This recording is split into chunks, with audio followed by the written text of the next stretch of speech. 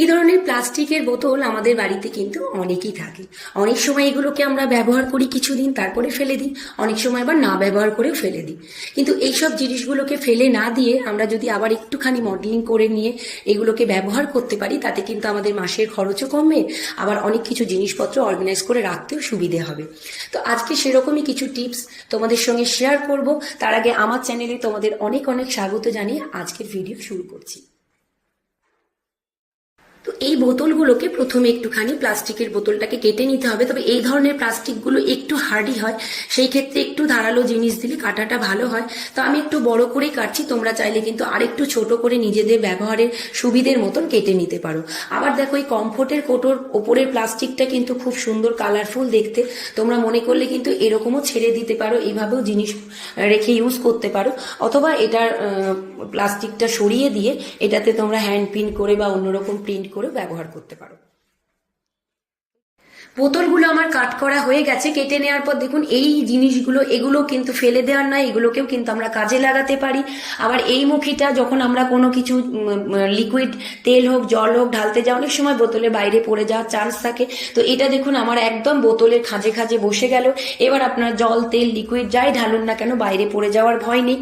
তো এইভাবে যদি আমরা একটু বুদ্ধি খাটিয়ে ব্যবহার করতে পারি জিনিসগুলোকে, তাহলে কিন্তু আমরা অনেক কাজে লাগাতে পারবো। আবার এর যে ঢাকাটা, এটাও কিন্তু কাজে লাগবে। ঢাকাটা এর মধ্যে লাগিয়ে রাখলে এই জিনিসটা পরিষ্কার থাকবে ধুলোবালি থেকে। আর দেখি চলুন বাকি জিনিসগুলো আমরা কিভাবে কাজে লাগাতে পারি। তো বোতলের এই ওপরের প্যাকেটগুলো আমি ছিঁড়ে ফেলেছি। এবার দেখুন আমি একটা এয়ার বাডসের সাহায্যে, আপনারা নেল পালিশ হোক বা কোনো ফেব্রিক কালার হোক, এইভাবে কিন্তু হ্যান্ড প্রিন্ট করতে পারেন। তাতে কিন্তু জিনিসটা দেখতে অনেক সুন্দর লাগবে। এর মধ্যে দেখুন আপনারা হাতা খুন্তি রাখতে পারেন, আবার একটু ছোট করে কেটে নিলে এর মধ্যে ব্রাশ পেস্ট রাখতে পারেন, বা চিরুনি রেখেও এগুলো কিন্তু ব্যবহার করতে পারবেন। এই প্লাস্টিকের বোতলে আপনারা আবার গাছও লাগাতে পারবেন। তার কারণ হচ্ছে এগুলো সব সিজনাল ফুলের গাছ, 3-4 মাসই থাকে। তো সেই ক্ষেত্রে তারপরে আর কিন্তু এই গাছগুলো নষ্ট হয়ে যায়। তো এই রকম জায়গায় রাখলে কিন্তু গাছটাও অনেকটা বড়, বোতল অনেকটাই মাটি এঁটেছে। আবার এই গাছটা কিন্তু লাগিয়ে আপনি যে কোনো জায়গায় রেখে দিতে পারেন, কারণ জায়গাটাও অনেকটাই কম লাগবে। তো এইভাবে প্লাস্টিকের বোতলগুলোকে না ফেলে দিয়ে কিন্তু আপনারা এইভাবে ইউজ করতে পারেন। এই কেটে ফেলা অংশটা ফেলে না দিয়ে কিন্তু এইভাবে আমরা গাছ লাগিয়ে এটাকে রাখতে পারি। আপনারা মাটিতেও লাগাতে পারেন, জল দিয়েও রাখতে পারেন। আবার প্লাস্টিকটা রাখতে না ইচ্ছে করলে তুলে দিয়ে হ্যান্ড প্রিন্ট করেও কিন্তু এটাকে সুন্দর করে আমরা নতুন করে আবার ব্যবহার করতে পারি। চলে এসছি আজকে নেক্সট টিপ নিয়ে।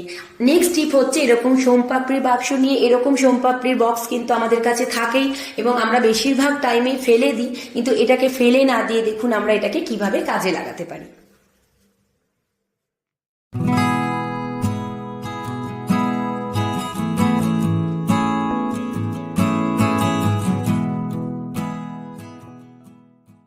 তো এইভাবে আমি এখানে অনেক কটা ফুটো করে নিয়েছি। এবার আমি 4টে দড়ি নিয়ে নিয়েছি, যে কোনো দড়ি আপনারা নিতে পারেন।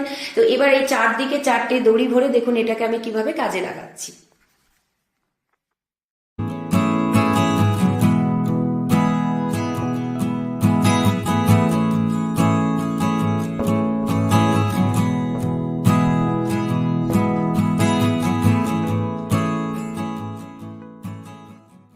এই জিনিসটা সহজে দেওয়ালে আটকানো যায়, আর এটা আপনারা যে কোনো স্টেশনারি দোকান বা বই খাতার দোকানে পেয়ে যাবেন। আর এটার পেছনে আঠা দেওয়ার জন্য কিন্তু দেওয়ালে লাগাতে খুব সুবিধেও হয়।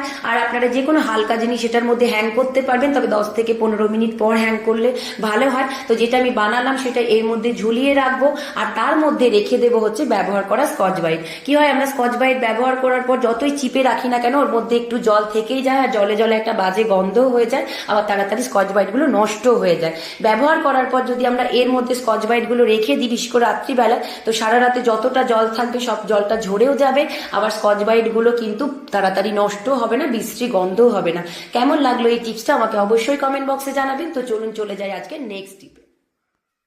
এরকম বাটারের বাক্স কিন্তু আমরা ব্যবহার করার পর বেশিরভাগ ক্ষেত্রে ফেলে দিই। না ফেলে দিয়ে এটাকে ধুয়ে মুছে পরিষ্কার করে দেখুন আমরা এর মধ্যে গার্ডার স্টোর করে রাখতে পারি। কি হয়, অনেকটা গার্ডার থাকলে এদিক ওদিক ছড়িয়ে যায়, তখন সময় অনুসারে আমরা খুঁজে পাই না। তো এইভাবে গার্ডার ভরে রাখলে কিন্তু গার্ডারটা আমাদের ব্যবহার করতেও সুবিধে হবে, জিনিসটাও ঠিক থাকবে।